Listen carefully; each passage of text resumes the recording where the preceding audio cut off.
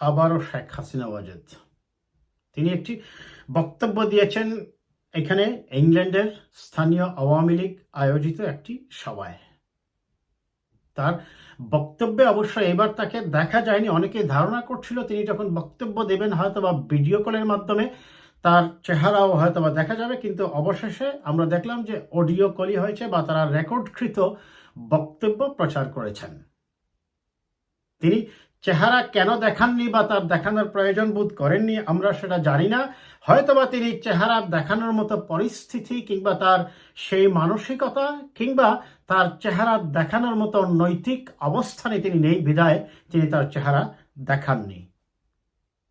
তার বক্তব্যের যদি আমরা একটু বিশ্লেষণে যাই, তিনি বক্তব্যে তার দলের নেতাকর্মীদের স্মরণ করেছেন, তাদের অবদানের কথা বলেছেন এবং তিনি যেটা সেই গতানুগতিক বক্তব্য দিয়েছেন এবং যেটাকে আমরা বলতেই পারি old wine in a new bottle.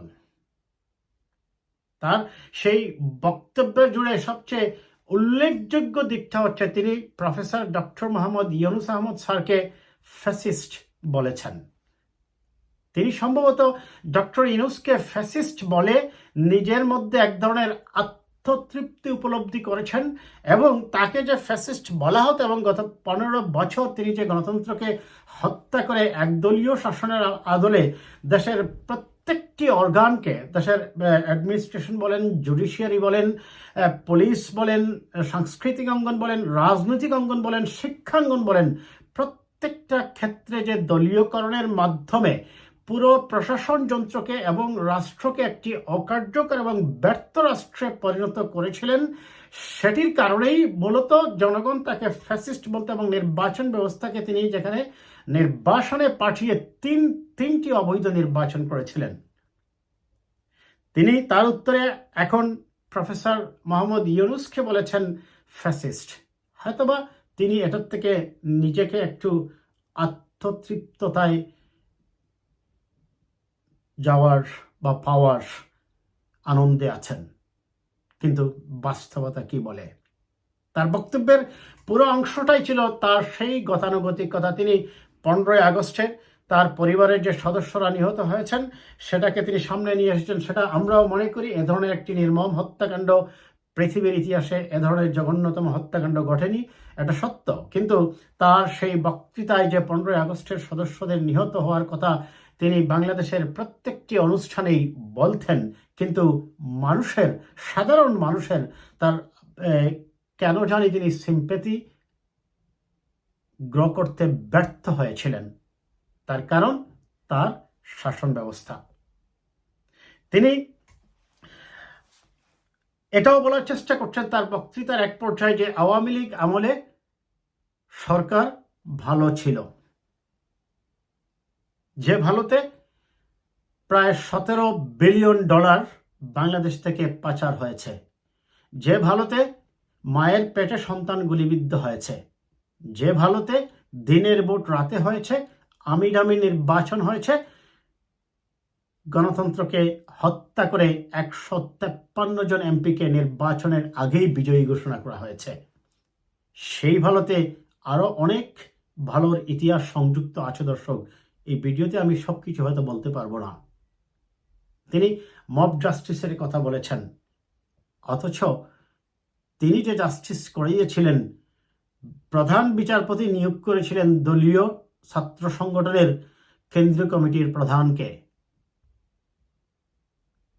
তিনি সেই বিচারক নিয়োগের ক্ষেত্রে প্রত্যেকটা বিচারকই তার দলীয় অনুগত ছিল এবং যে বাণী তিনি লিখে দিতেন তার কার্যালয় থেকে সেটাই যারা পড়ে শোনাতো বা মিডিয়া ট্রায়াল করত।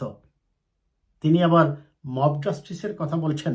তিনি কেন চেহারা দেখাননি আমি সেটা জানি না দর্শক, তবে তার বক্তব্যের সেই গতানুগতিক ধারায় এবং তুচ্ছ তাচ্ছিল্য করে কথা বলার যে ধারা তার ট্রেডিশনালি, সেই ধারাই তিনি অব্যাহত রেখেছেন। তিনি সম্মান দিয়ে কথা বলতে ব্যর্থ হয়েছেন। আমি এই সবগুলার যদি তার বক্তব্যের একটা মূল যে বিষয়টা সামনে এসেছে, সেটা হচ্ছে তিনি তার আগের থেকে একটুও পরিবর্তন হননি। তার ভাষা হয়নি পরিবর্তিত, তার বাসায় আসেনি গতানুগতিক কথা বলে মানুষের সিম্পেথি আদায়ের যে ব্যর্থ চেষ্টা তিনি করেছেন 15 বছর, সেখান থেকে বের হয়ে মানুষের মনের কথা, মনের ভাষা বোঝার চেষ্টা তিনি এখনো করেননি। আর সে কারণে আমার এই ভিডিওটা নিয়ে, তার বক্তব্যটা নিয়ে কথা বলতেই হচ্ছে। তিনি আওয়ামী লীগকে হয়তো বা তারা ধারণা করেছিল এখানে তিনি একটা নতুন আন্দোলনের ডাক দিবেন, সে ধরনের কিছু অবশ্য তিনি করেননি। অনেক মিডিয়ায় আমরা দেখেছিলাম, এর আগে একটি খবর বেরিয়েছিল যে একটি প্রবাসী সরকার গঠনের চিন্তা তারা করবেন। এ ধরনের কোনো ইঙ্গিত আমরা দেখিনি তার বক্তব্যে। তবে তার বক্তব্যের সবচেয়ে বড় যে কথা বলতেই হচ্ছে দর্শক, সেটা হচ্ছে, আমি এই কথাটা একটু আগেও আমি একটা টকশো করেছিলাম, আমি সেখানেও বলেছি যে তাকে কথা বলার ক্ষেত্রে তার পিএ বা পিএস যেটা লিখে দেয়, সেই লিখিত বক্তব্যেই তার থাকা উচিত এবং বক্তব্য দেওয়ার সময় যেন পরস্পরকে শ্রদ্ধা রেখে তার কথা বলা উচিত। রাজনীতিতে পরমত সহিষ্ণুতা, অন্যকে শ্রদ্ধা রেখে কথা বললে আপনি ছোট হবেন না, আপনি বড়ই হবেন। এবং সম্বোধনটা যেন আরেকটু উন্নত হয়, আমি সেটাই বলবো। এবং পরিশেষে আওয়ামী লীগের নেতাকর্মীদেরকে অনুরোধ করব, আমরা হয়তো প্রত্যাশা করেছিলাম জাতি, মানে তার আওয়ামী লীগের নেতাকর্মীরা কি প্রত্যাশা করেছে জানি না, আমরা যারা মিডিয়ায় কথা বলি, দেশের ভালোর জন্য, মঙ্গলের জন্য, প্রগতির জন্য, একটি বাসযোগ্য বাংলাদেশ করে যাওয়ার জন্য কথা বলতে চেষ্টা করি, আমরা হয়তোবা প্রত্যাশা করেছিলাম তিনি এই বক্তব্যে হয়তোবা বলবেন তিনি তার বয়সের বারে নুজ্জ, তিনি আর রাজনীতিতে আসবেন না। তিনি বরং আওয়ামী লীগের যারা যে সকল নেতৃত্ব, সবচেয়ে খারাপ আমি বলছি না সেটা, ভালো কোনো নেতৃত্বকে তার নেতৃত্বটা তুলে দিয়ে বলতেন, আপনার হাতেই আওয়ামী লীগের চাবিটা দিলাম, আপনি আওয়ামী লীগকে দেখভাল করবেন। কারণ তার রাজনীতিতে মুখ দেখানোর মতো পরিবেশ আছে বলে আমি মনে করি না। এবং তার যে অনুগত লোকজন এখনো তাদের সেই দায়িত্ব জ্ঞানহীনতার থেকে মাননীয় প্রধানমন্ত্রী বলে আপনাকে সম্বোধন করছেন।